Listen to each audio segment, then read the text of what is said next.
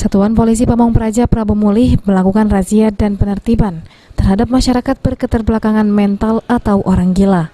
Dalam penertibannya, petugas berhasil jaring 6 orang gila yang tersebar di berbagai sudut kota Prabomulih.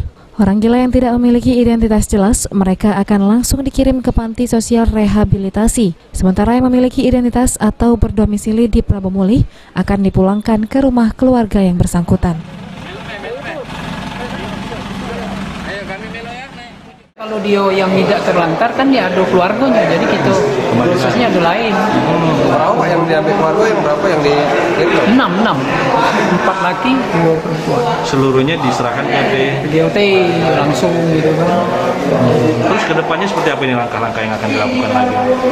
Ya menghimbau terus kita itu kan kepada masyarakat yang kan, supaya agar kita tidak kumuh kotanya kan, aman, nyaman dari pengemis, penggila terlantar.